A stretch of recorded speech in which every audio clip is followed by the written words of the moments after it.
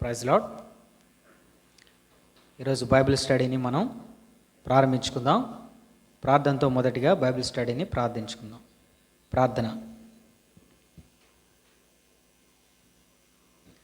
ప్రేమగల తండ్రి, జీవముగల దేవా, యేసయ్యా నీకు వందనాలు, స్తుతులు, స్తోత్రాలు చెల్లించుకుంటున్నాం. తండ్రి, గడిచిన 2020 సంవత్సరం అంతటిలో నీ కృపతో మమ్మల్ని నడిపించినావు. నీకు వందనాలు, స్తుతులు, స్తోత్రాలు.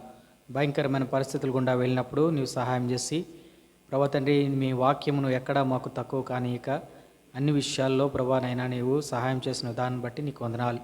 సైతానుడు అనేక రకాలుగా ప్రయత్నించినప్పటికీ నీవు ఆన్లైన్ ద్వారా నాయన నీ యొక్క వాక్యమును నాయన నీ యొక్క పరిచర్యను కొనసాగించినందుకే వందనాలు, స్తుతులు, స్తోత్రాలు చెల్లించుకుంటున్నాం.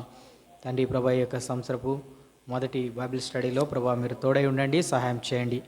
ప్రభా తండ్రి, నీ యొక్క ఆత్మ ద్వారా నడిపించమని ప్రభా ప్రార్థన చేస్తున్నాం. నీ దాసునికి నీ జ్ఞానం ఇచ్చి నీ యొక్క పరిశుద్ధాత్మనిచ్చి ప్రభా నీ మాతో మాట్లాడమని వేడుకుంటూ యేసు నామములో స్తుతించి ప్రార్థించి వేడుకుంటున్నాము తండ్రి, ఆమేన్. పాటలు పాడుకుందాం. పాట సంఖ్య సీయోను గీతాల పుస్తకం నుంచి పాట సంఖ్య 483. సీయోను గీతాల పుస్తకంలో నుంచి 483 మొదటి 2 చరణాలు, ఆఖరి చరణం పాడుకుందాం.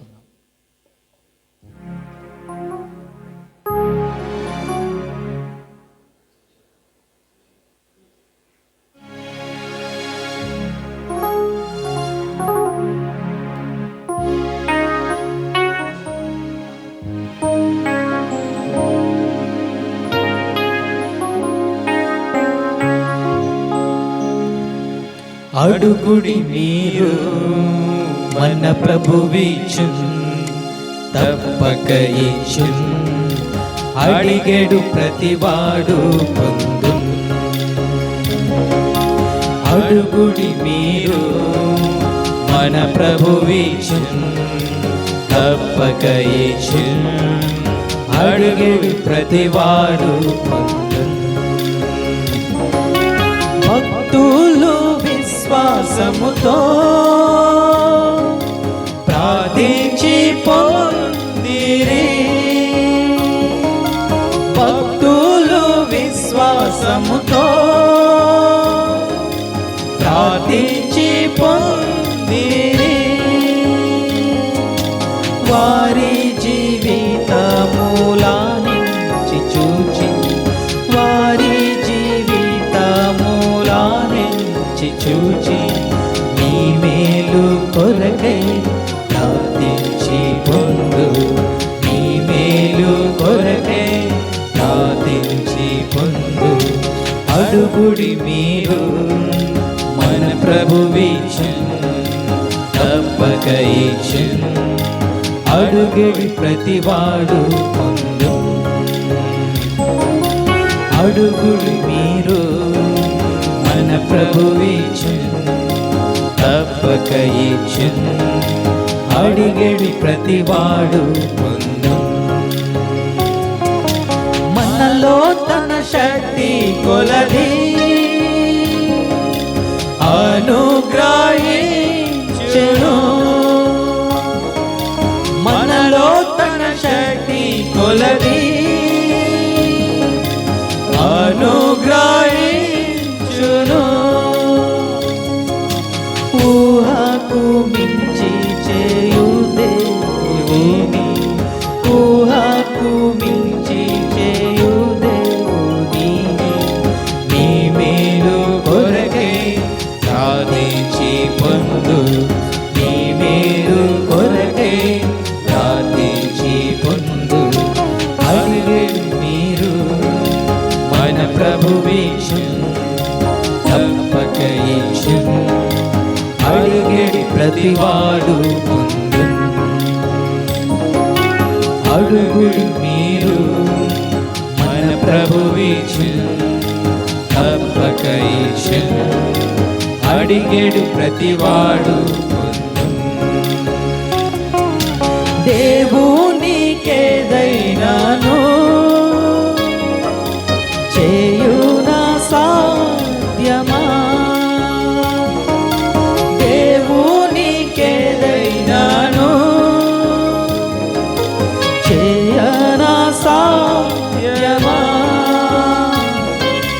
సర్వశక్తి గల మన దేవునడిగి, సర్వశక్తి గల మన దేవునడిగి, ప్రభు మహిమా కొరకై ప్రార్థించి పొందు, ప్రభు మహిమా కొరకై ప్రార్థించి పొందు. అడుగుడి మీరు మన ప్రభువిచ్చున్, తప్పక ఇచ్చున్, అడిగడి ప్రతివాడు పొందు. అడుగుడి మీరు మన ప్రభువిచ్చున్, తప్పక ఇచ్చున్, అడిగడి ప్రతివాడు పొందు.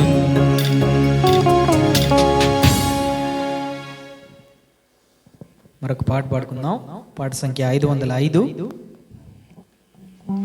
జీవించున్నాడు యేసు ప్రభు అనే పాట.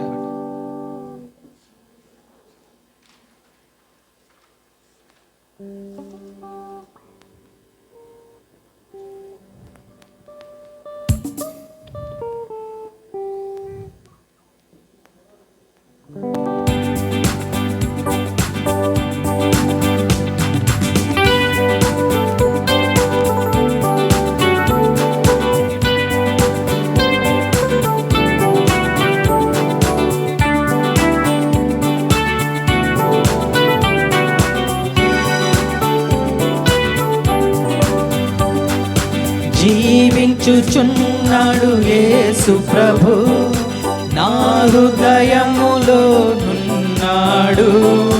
కష్టములలో నా సహాయుడై నిత్యము జీవించును, కష్టములలో నా సహాయుడై నిత్యము జీవించును. సగరము పయలైపోయే, కోట గోడలు కూలి మట్టమైనవి. వృట్టివాడు దృష్టి పొందే ప్రభు మాట చే, కుష్ఠరోగి శుద్ధుడాయే ప్రభు ముట్టగా. జీవించుచున్నాడు యేసు ప్రభు, నా హృదయములో ఉన్నాడు. కష్టములలో నా సహాయుడై నిత్యము జీవించును, కష్టములలో నా సహాయుడై నిత్యము జీవించును. నన్ను వదలక పట్టుకొనుము, నిన్ను విడువక వెంబడించును. వేళ పరలోకపు ఇంటికి నడుపు విమోచకుడా. జీవించుచున్నాడు యేసు ప్రభు, నా హృదయములో నున్నాడు. కష్టములలో నా సహాయుడై నిత్యము జీవించును, కష్టములలో నా సహాయుడై నిత్యము జీవించును. బైబిల్ కోరస్ పాడుకుందాం.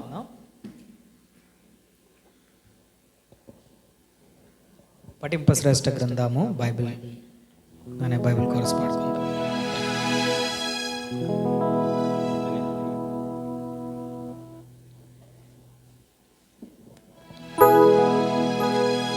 పఠింప శ్రేష్ఠ గ్రంథము బైబిల్, పఠింప శ్రేష్ఠ గ్రంథము బైబిల్.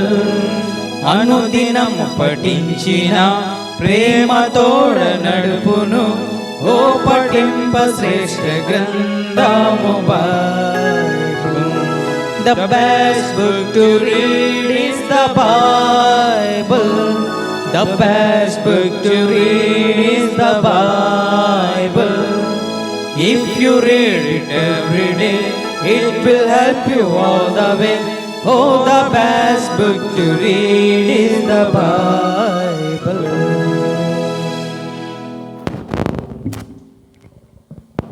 వాక్యం విందాం. ఇప్పుడు బ్రదర్ డేవిడ్ అని వచ్చి వాక్యం ఇస్తారు.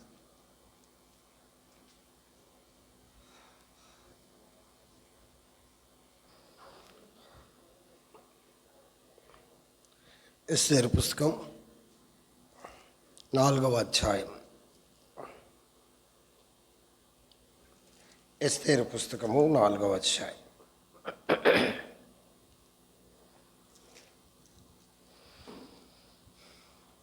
ఐదవ వచనం అందరం కలిపి చదువుకుందాం. 5వ వచనం. ఎస్తేరు పుస్తకము 4వ అధ్యాయము 5వ వచనం చదువుకుందామండి. 5వ వచనం అందరం. అప్పుడు ఎస్తేరు తను కనిపెట్టి ఉండుట రాజు నియమించిన షండులలో హతాకు అను ఒకరిని పిలిచి అది ఏమైనది ఎందుకైనది తెలుసుకుంటకు మొర్దెకై యొద్దకు వెళ్ళమని ఆజ్ఞ ఇచ్చెను. 4వ వచనం కూడా చదువుదాం. 4వ వచనం కూడా చదువుదాం.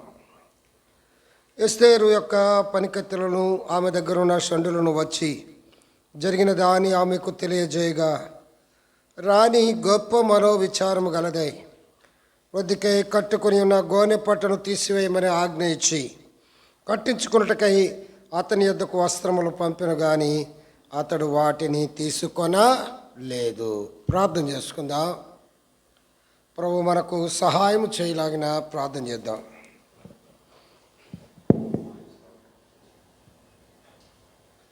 ప్రేమ కలిగిన మా తండ్రి, మా ప్రభువును రక్షకుడును యేసుక్రీస్తు వారి యొక్క శ్రేష్టమైన నామములో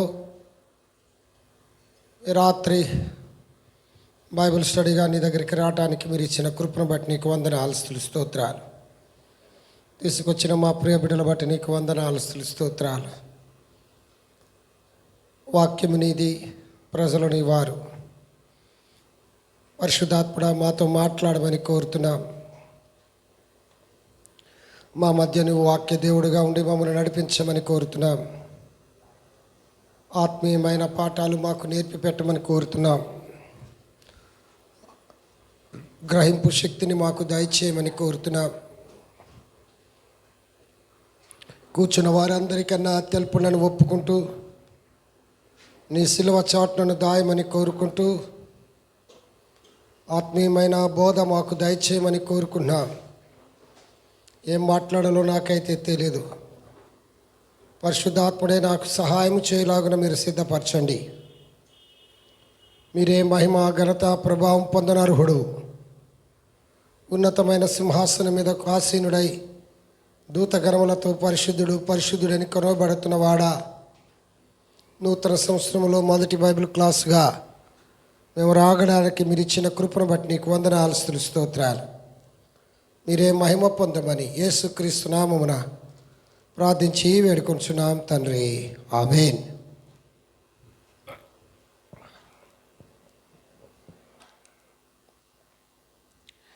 ఎస్తేరు పుస్తకము 4వ అధ్యాయము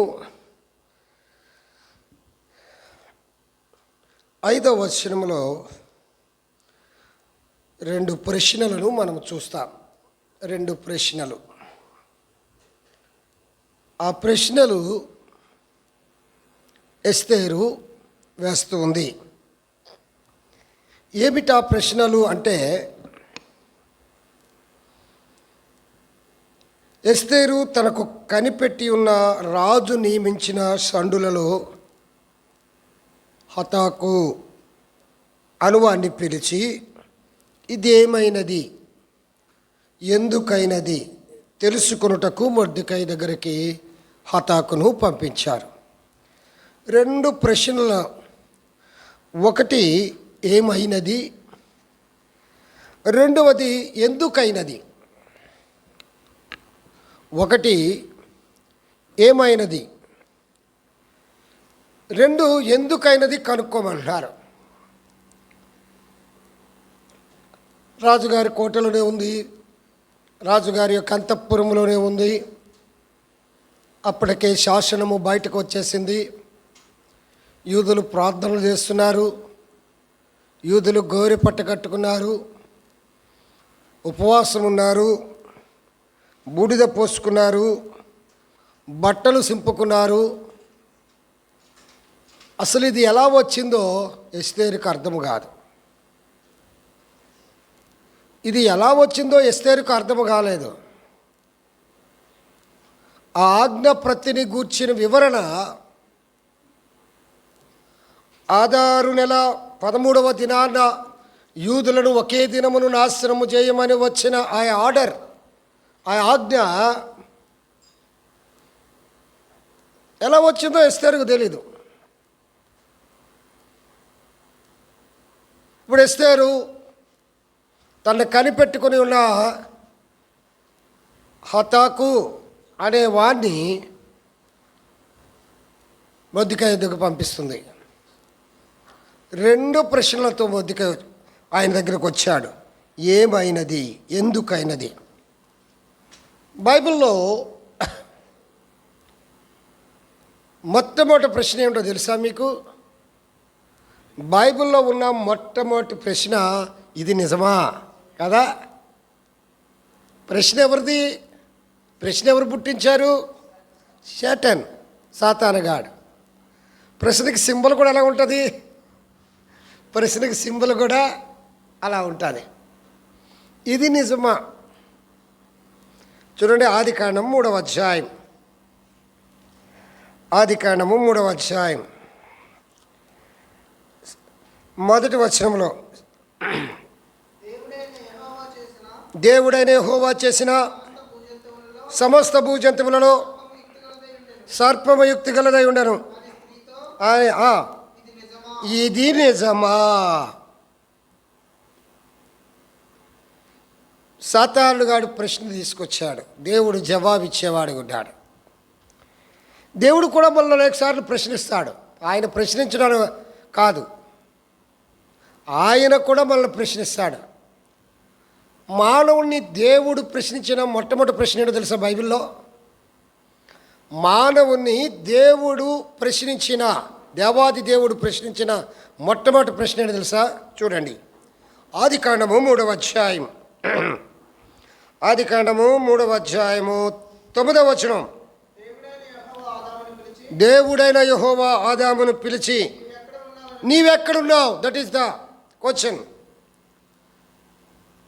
దేవుడు ఆదామును అడుగుతున్న మొదటి ప్రశ్న. అంతవరకు ప్రశ్నలు లేవు, జవాబులు లేవు. ప్రశ్న తీసుకొచ్చింది సాతానుడు.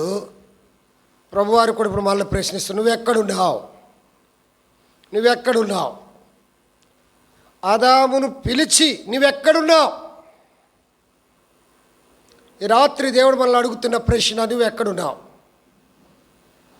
ఏ స్థితిలో ఉన్నావు? ఎలా ఉన్నావు? నువ్వెక్కడ ఉన్నావు? మానవులు ఎక్కడెక్కడో ఉంటారు కదండి, ఎక్కడెక్కడ ఉంటారు. అందుకని అంటారు కదా, బాడీ ప్రెజెంట్, మైండ్ ఆబ్సెంట్ అంటారు కదా. మనసు ఎక్కడో ఉంటుంది, మనిషి ఇక్కడే ఉంటాడు. మనిషి ఇక్కడ ఉన్నప్పటికి కూడా మనసు ఎక్కడో ఉంటుంది. అన్నిటికన్నా వేగముగా పరిగెట్టగలిగిన స్పీడ్ ఆయన ఏంటో తెలుసండి? మనసు, తలంపులు చాలా వేగంగా పరిగెడతాయి. మనం ఇక్కడే ఉంటాం, ఏదో ఆలోచిస్తాం. మనం ఇక్కడే ఉంటాం, ఎక్కడో దేని గురించో మనము గురి కలిగి ఉంటాం. నువ్వెక్కడున్నావు? దేవుడి రాత్రి నీకేస్తున్న ప్రశ్న, నువ్వెక్కడున్నావు? దేవుడు మానవుని వేసిన మొదటి ప్రశ్న, నువ్వెక్కడున్నావు? దేవుడు మానవునికి ప్రశ్నించిన మొట్టమొదటి ప్రశ్న బైబిల్లో, నువ్వెక్కడున్నావు? నేను ఇక్కడ పెట్టాను, నువ్వెక్కడున్నావు? అది దాని అర్థం. నేను నా తోటలో నిన్ను పెట్టాను, నేను నా ఆనందంలో నిన్ను ఉంచాను, నేను నీ మహిమతో కప్పాను, నా స్వారూప్యము నీకు ఇచ్చాను. నువ్వెక్కడున్నావు? నువ్వెక్కడున్నావు? దేవుడు అడుగుతున్నది. ఎస్తేరు కూడా ఏమైనది, ఎందుకైనది తెలుసుకో. ఎస్తేరు కోట నుండే, ఎస్తేరు అంతఃపురము నుండే, రాజుగారి ఆస్థానము నుండే రాబడిన ఆజ్ఞ విషయము ఎస్తేరుకు తెలియలేదు. హతాకును పంపించి మొర్దెకై దగ్గరికి, ఏమైంది, ఎందుకైంది, అసలు ఎక్కడ జరిగింది తప్పు తెలుసుకో అన్నాడు. బైబిల్ అనేకమైన ప్రశ్నలు ఉన్నాయి. బైబిల్లో ఉన్న మొట్టమొదటి ప్రశ్న, ఇది నిజమా? దేవుడు మానవునికి వేసిన మొట్టమొదటి ప్రశ్న, నువ్వు ఎక్కడున్నావు? పాపంలో ఉన్నావా? దుర్నీతితో ఉన్నావా? అవినీతితో ఉన్నావా? అక్రమముతో ఉన్నావా? అంధత్వము, ఆత్మీయమైన అంధత్వములో ఉన్నావా? లేక దేవుని విడిచికి దూరముగా ఉన్నావా? లేక దేవునికి సమీపంగా ఉన్నావా?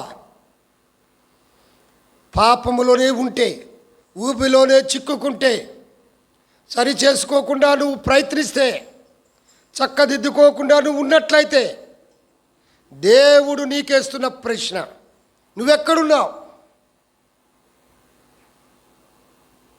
మనం ఎక్కడెక్కడో ఉంటాం కదండి.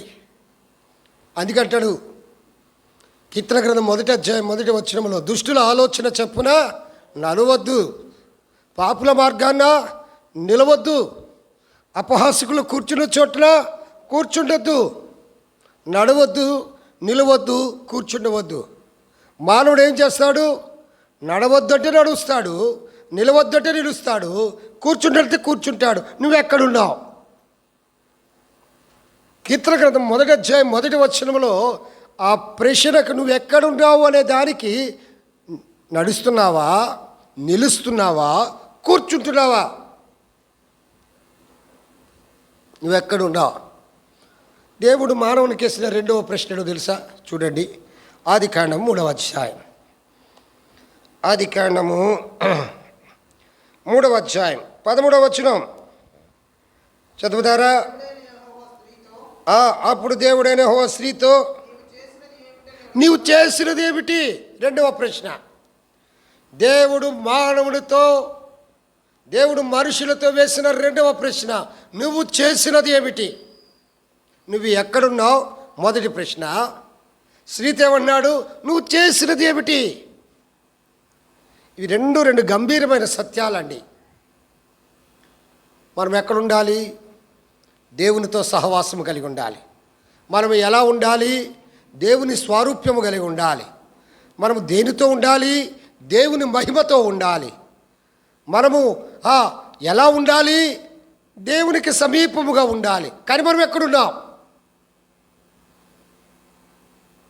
దేవుడు మానవులకు వేసిన రెండు ప్రశ్నలు. ఒకటి, నువ్వెక్కడున్నావు? రెండు, నువ్వు చేస్తున్నది ఏమిటి? ఒకటి, నువ్వెక్కడున్నావు? రెండు, నువ్వు చేసినది ఏమిటి? నిన్ను మళ్ళీ మనం పరీక్షించుకుందాం. ఈ రాత్రి మళ్ళీ మనం పరీక్షించుకుందాం. అసలు మనం ఎక్కడున్నాము? అసలు మనం చేస్తున్నది ఏమిటి? మనం ఒక్కొక్కసారి దేవుని సన్నిధానములో ఉన్నా కూడా చేసేది వేరే, తలంచేది వేరే కదండి. దేవుని సన్నిధానంలో ఉంటాం, అయ్యా నీ సన్నిధిలోనే ఉన్నానయ్యా అని అంటాం. కానీ మనము చేసేది వేరు, మనము చెప్పేది వేరు. చూడండి, ఆశ్రిత అన్నాడు, నువ్వు చేసినది ఏమిటి అని అడుగగా, నువ్వు చేసింది ఏంటి? చెప్పాను కదా, ఆజ్ఞను అతిక్రమించొద్దని చెప్పాగా, ఆజ్ఞాతిక్రమమే పాపమని చెప్పానుగా. అయినా నువ్వు చేసింది ఏంటి? అయ్యో, మానవాళికి చిచ్చు పెట్టావే నువ్వు, పాపాన్ని తీసుకొచ్చావే నువ్వు. ఇప్పుడు నీ కొరకు నేను ఎంత ప్రణాళిక కలిగి ఉండాలి? దేవుడు అడుగుతున్న ప్రశ్న.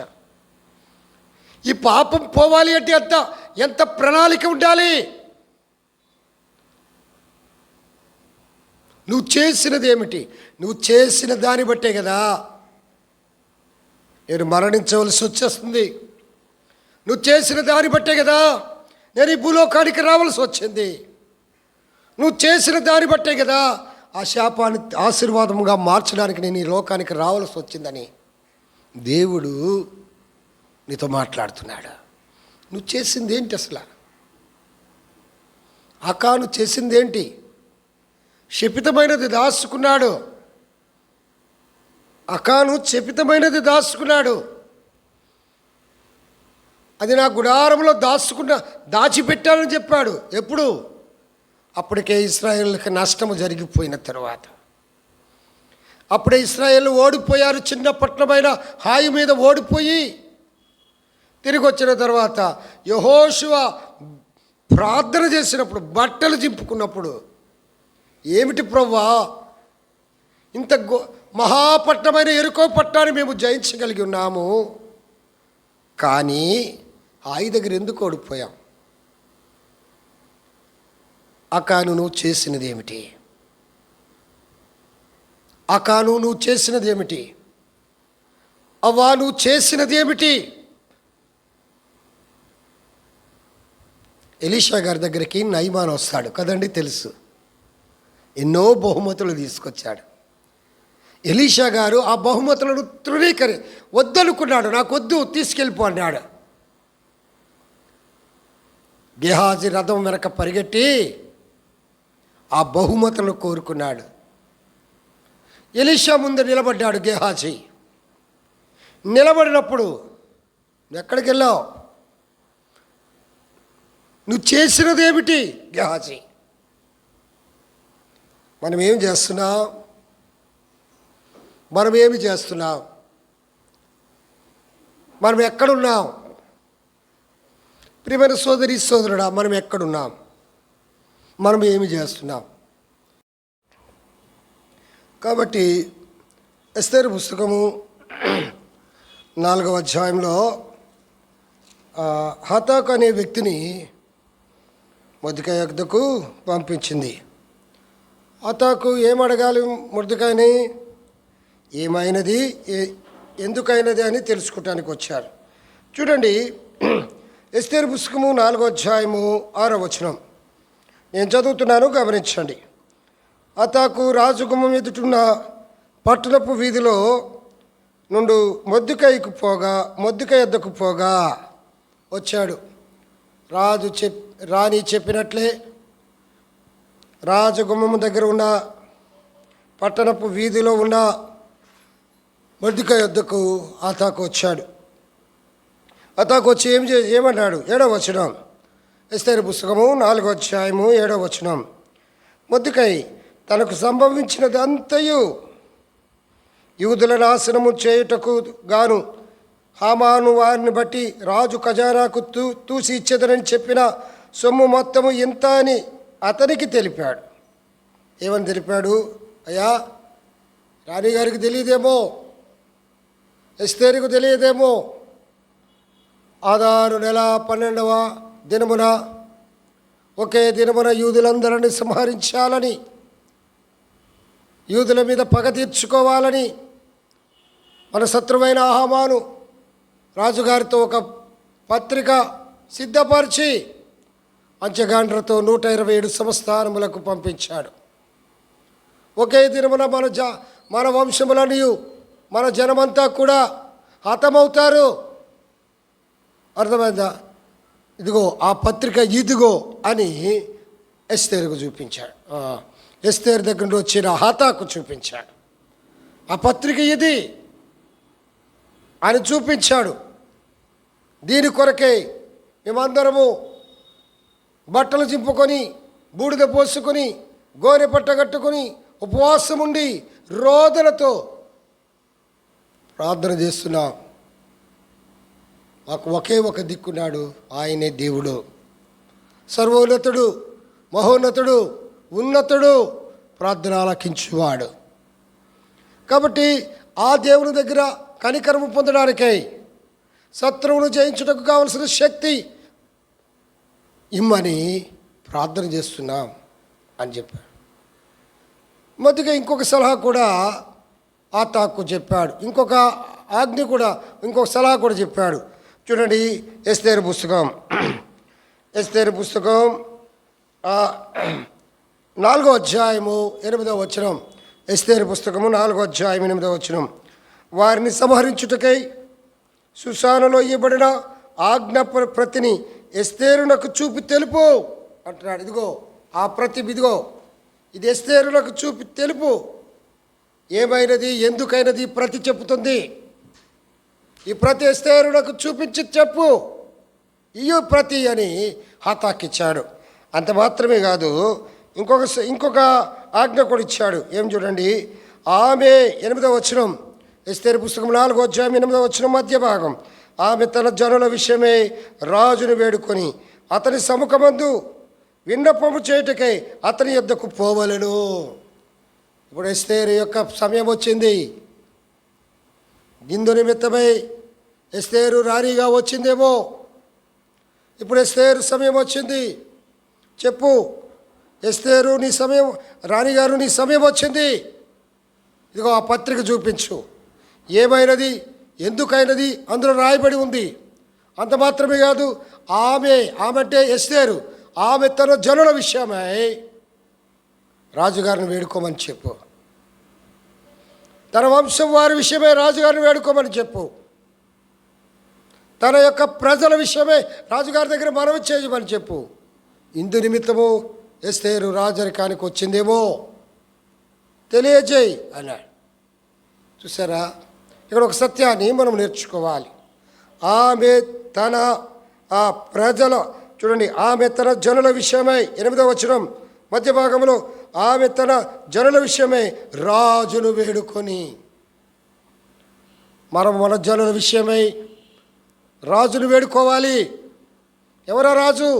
భూమి ఆకాశములను సృష్టించిన మహారాజు, దేవాది దేవుడు, ప్రాణము పెట్టినవాడు, ప్రేమించినవాడు, ప్రాణత్యాగము చేసి పరిశుద్ధతనిచ్చిన ఆ ప్రభువారికి మనం మొరపెట్టాలి.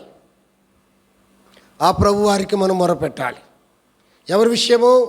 ఆమె తన జనుల విషయమై, అంటే మనము మన జనుల విషయమై, మన ప్రజల విషయమై మనము ఆ ప్రభువారిని వేడుకోవలసిన వారిగా ఉంటున్నాం. ఆ ప్రభువారిని దర్శించవలసిన వారికి వచ్చాం. మన బాధ్యత ఏమైంది? కనీసము మన సొంత వారి రక్షణ కొరకు మనం ప్రార్థన చేస్తున్నామా? మన దేశము కొరకు, మన రాష్ట్రము కొరకు, మన ప్రజల కొరకు మనం ప్రార్థన చేస్తున్నామా? ఆమె తన జనుల విషయమే రాజుగారిని వేడుకోమని చెప్పు అంటున్నాడు మృద్దికై. ఈ ప్రతిని చూపించు. ఏమైనది, ఎందుకనేది ఆ ప్రతి జవాబిస్తుంది. అది చదివిన ఎస్తేరుకి తెలుస్తుంది. అంత మాత్రమే కాదు, దాని కొరకై తన జనుల పక్షాన రాణిగారిని నిలబడమను, రాజుగారిని వేడుకోమని చెప్పు అంటున్నాడు. నిజమే, అనేక సార్లు మన సొంత వారి కొరకు మనం ప్రార్థన చేయలేని వారికి ఉంటున్నాం. వారి రక్షణ కొరకు, వారి బాగుల కొరకు, వారి యొక్క అక్కర్ల కొరకు మనం ప్రార్థన చేయలేని వారికి ఉంటున్నాం, ప్రార్థించలేని వారికి ఉంటున్నాం. ఆమె తన జనుల విషయమై రాజుగారిని వేడుకోమను అంటున్నాడు బుద్ధికై. మనము మన జనుల విషయమై దేవాది దేవుని వేడుకోవాల్సిన వారికి ఉన్నాం. ఎస్తేరు ఏమి చేయాలండి? ఎస్తేరుకి అధికారం ఉంది కదండి. ఎస్తేరు రాజు సముఖంలోకి వెళ్ళడానికి ఆ ధైర్యం ఉంది. కానీ రాజు పిలవకుండా ఏ రాణికి కూడా వెళ్ళకూడదు. ఒక ఆజ్ఞ ఉంది.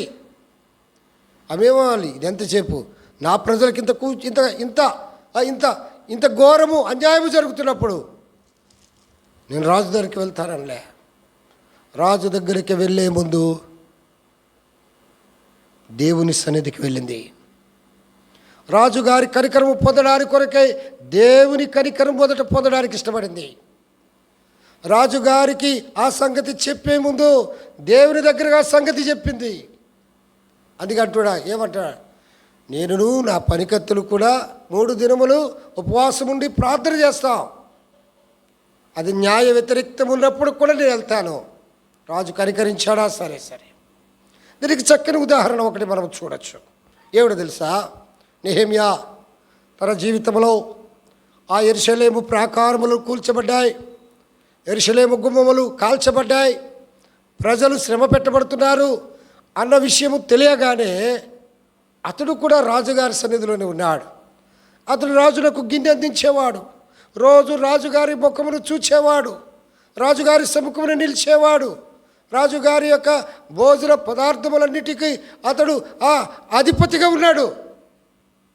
అలాంటప్పుడు రాజుగారు ఉన్నారు కదని ఆయన చొరవ తీసుకొని నా మా యొక్క యెరూషలేము ప్రాకారములు గుమ్మములు కాలిపోయాయని వెంటనే ఆయన చెప్పలేదు. ఆ రాజు కనికరము కొరకు 4 నెలలు ఉపవాసం ఉన్నాడు. ముఖం వికారమైపోయింది. మనమైతే ఏం చేస్తాం చెప్పండి? మనమైతే ఏం చేస్తాం? మనకేదైనా అధికారం ఉంటే ముందు వారి దగ్గరికి వెళ్తాం. దేవుని దగ్గర విచారించకుండా ముందు వారి దగ్గరికి వెళ్తాం. ఎప్పుడైనా నీకు ఒక సమస్య ఉందనుకో, వారిని నువ్వు దర్శించే ముందు దేవుని దర్శించు. వారి దగ్గర విన్నవించుకునే ముందు దేవుని దగ్గర విన్నవించుకో.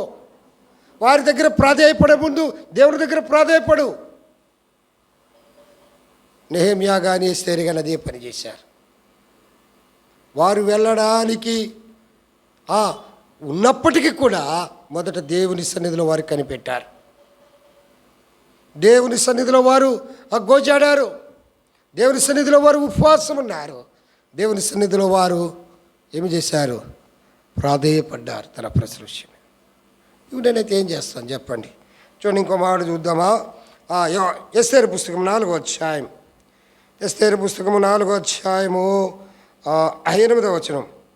ఆమె మధ్య భాగం. ఆమె తన జనుల విషయమై రాజుని వేడుకొని అతని సముఖమందు విన్నపము చేయుటకై అతని యొద్దకు పోవలెనని చెప్పమని రాజు దానిని అతనికిచ్చాను. దానిని అతనికిచ్చానంటే దేనిని? ఆ యొక్క రాజాజ్ఞ ప్రతిని, హామాను కుట్ర చేసే రాయబడిన ప్రతిని అతనికిచ్చి ఇది రాణిగారికి అన్నాడు. చూడండి, తర్వాత అన్నాడు ఇచ్చను. ఆతాకు వచ్చి మొద్దుకయ్య మాటలను ఎస్తేరుతో చెప్పాను. ఎస్తేరుతో ఏమన్నాడు ఆతాకు? అమ్మా, నువ్వు పంపిన వస్త్రాలు ఎలాగా వేసుకోలేదు, కానీ ఎందుకైనది ఏమైనది అని అడిగితే ఇదిగో ఈ పత్రిక ఇచ్చారు. ఈ పత్రికే దానికి జవాబు. ఆదారు నెల 13వ దినాన యూదులు సంహరించబడతారు. నీ జనము సంహరించబడుతుందమ్మా. నీ జనుల కొరకు రాజుగారిని వేడుకోమని చెప్పినారు. ఇదిగో నీకిమ్మని ఇచ్చారు అని హాతాకు ఎస్తేరు నాకు ఇచ్చాడు. అంతవరకు కూడా ఎప్పుడు కూడా ఆ రాజు ఆస్థానములో ఎస్తేరు యొక్క వంశము కానీ ఎస్తేరు యొక్క ప్రజలెవరో ఎవరికి తెలియదు. మొట్టమొదటిసారి తానా జనుల విషయం వేడుకొనమని చెప్పిన విషయాన్ని బట్టి ఎస్తేరు యూదురాలని తెలియబడింది హతాకునకు. ప్రియమైన సోదరుడు గమనించవలసిన విషయం ఏంటంటే, ఒక సమస్య వచ్చినప్పుడు మొదట మనం ఎక్కడికో వెళ్తాం, కానీ ప్రభు సన్నిధానంకి రావాలి, ప్రభుని వేడుకోవాలి, ప్రభువుని ప్రాధేయపడాలి. చూడండి, ఖడ్గము యూదుల మీదకు వచ్చినప్పుడు కనికరము కొరకే వారు మొరపెట్టారు. హింస యూదుల మీదకు వచ్చినప్పుడు అర్థమైందండి, వారు వారు ఏం చేసి తమను తాము నష్టపరుచుకుని ప్రాధేయపడుతున్నారు. అది మాత్రం కాదు, మరణము వారి మీదకి వచ్చినప్పుడు మహోన్నతులైన దేవునికి మొరబెడుతున్నారు. నేను ఆ జీవితంలో అనేక పరిస్థితులు ఈ లోకంలో సాగిపోతున్నప్పటికి కూడా తన సొంత ప్రజల కొరకు కూడా ప్రార్థించలేని వారు ఎంతమంది ఉన్నారు? ప్రార్థన వలన జవాబు దొరుకుతుంది. సమస్యకు పరిష్కారం ప్రార్థన వలనే ప్రభు యొక్క మహిమను చూడగలం. ప్రార్థన ద్వారానే సమస్యకు పరిష్కారం దొరకగలదు. చాలామంది అంటారు, మా ప్రార్థనకు జవాబు రావట్లేదండి, మా ప్రార్థన దేవుడు వినలేదండి అంటారు. కానీ ఒకటి మటుకు సత్యం, ఆయన వింటాడు, తగిన సమయంలో జవాబిస్తాడు. మన సమయము కాదు, ఆయనకు ఒక సమయం ఉంది, ఆ సమయంలో ఆయన జవాబిస్తాడు. మన ప్రార్థన, మన నిరీక్షణ ఆయన కనిపెట్టేవాడికి ఉన్నాడు. మన భక్తి, మన విశ్వాసాన్ని ఆయన దృష్టించేవాడికి ఉన్నాడు. మన దీన మనసు, మన తగ్గింపు, మనం ఎలా మొరబెడుతున్నాం అనేది ఆయన చూచేవాడికి ఉన్నాడు. చూడండి, ఏమైనది, ఎందుకైనది? మన జీవితంలో ఉన్న ప్రశ్నకు సమాధానం ఆయనే. మన జీవితంలో ఉన్న సమస్యకు పరిష్కారం ఆయనే. మన జీవితంలో ఉన్న ఆ ఖడ్గమునకు కనికరించేది ఆయనే. మన జీవితంలో ఉన్న కష్టమునకు ఆయన ఏమి చేస్తాడంటే నాట్యముగా మారుస్తాడు. ఒక్క మాట చదువుకొని ముగించుకుందామా? ఎస్తేరు పుస్తకం 4వ అధ్యాయం. ఎస్తేరు పుస్తకం 4వ అధ్యాయము 9వ వచనం. అంతటా ఎస్తేరు మొర్దెకైతో చెప్పమని హతాకునకు సెలవిచ్చినది ఏమనగా, మళ్ళీ ఎస్తేరు పంపిస్తుంది. మళ్ళీ ఎస్తేరు. చూడండి, జీవితంలో ఒక ఉపద్రవము ప్రజలకు వచ్చినప్పుడు వేరే వేరే మార్గాలు వెతుకుతారు, కానీ యూదులు సరైన మార్గమును వెతికారు, దేవుణ్ణి వెతికారు. నీ కష్ట సమయంలో దేవుణ్ణి వెతికినట్లయితే దేవుడు జవాబిచ్చేవాడు ఉన్నాడు. సమస్యకు పరిష్కారం ఇచ్చేవాడు, సమాధానం ఇచ్చేవాడు ఉన్నాడు, సంతోషాన్ని ఇచ్చేవాడు ఉన్నాడు. కొన్ని ప్రశ్నల గురించి చూసాం. మనం ఒక్క పాఠాన్ని రాత్రి నేర్చుకుంటాం. ఏమిటి ఆ పాఠం అంటే, ఆమె తన జనుల విషయమే వేడుకొనమని అంటున్నాడు. నీ జనుల విషయమే నువ్వు ప్రార్థన చేయాలి. నీ జనుల విషయమే నువ్వు ప్రార్థన చేయాలి. నీ జనుల విషయమే నువ్వు అలా ప్రార్థన చేసినప్పుడు దేవుడు నీ మీద కనికరపడతాడు. దేవుని కనికరం కొరకే వేడుకుందా? దేవుని కరుణ కొరకే వేడుకుందా? ఆయన కనికరము కలిగిన దేవుడు, కనికరము చూపించే దేవుడు. ప్రార్థన చేసుకుందామా? కళ్ళు మూసుకోండి, మోకరించండి, ప్రార్థన చేసుకుందాం. ఒకసారి 1 నిమిషం మౌనంగా పరీక్షించుకుందా.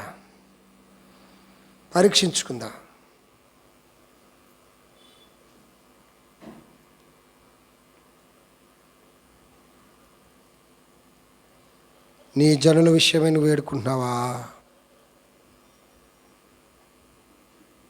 ప్రార్థన.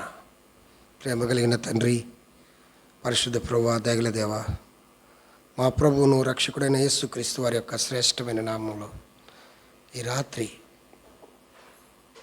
ఎస్తేరు తన ప్రజల కొరకు వేడుకోవడానికి సిద్ధపడింది. మొర్దెకై తన ప్రజల కొరకు వేడుకోవడానికి గోనె పట్టు వేసుకొని రాజగృహం దగ్గర పట్టణ వీధులలో అతడు ఉపవాసం ఉండి ప్రార్థన చేస్తున్నాడు. మేము కూడా నీ కొరకై, మా భారతదేశం కొరకు, మా రాష్ట్రం కొరకు, మా ప్రజల కొరకు, నశించిపోతున్న ఆత్మల కొరకు, నాశనమునకు జోగేడు వారి కొరకు సత్యముగా అంగీకరించకుండా అసత్యములో నడుచుచు అజ్ఞానములో నడుచుచు తండ్రి నశించిపోయే ఆత్మల కొరకు మేము ప్రార్థన చేస్తున్నాం. మీరు రక్షించండి, వారి మనోనేత్రాలు తెరవండి, మీ కరుణ కలిగిన హస్తం మా మీద ఉంచమని, మీరే మహిమ పొందమని ఈ రాత్రి మీరు మాట్లాడినందుకు మీకే వందనాలు చెల్లించుకుంటూ యేసు నామమున ప్రార్థించి వేడుకొంచున్నాం తండ్రి, ఆమేన్. మన తండ్రి అయిన దేవుని ప్రేమ, కుమారుడైన యేసుక్రీస్తు వారి కృప, పరిశుద్ధాత్మ సహవాసము మనందరికీ తోడై ఉండి నడిపించునుగాక. ఆమేన్. Praise Lord. అందరికీ వందనాలు.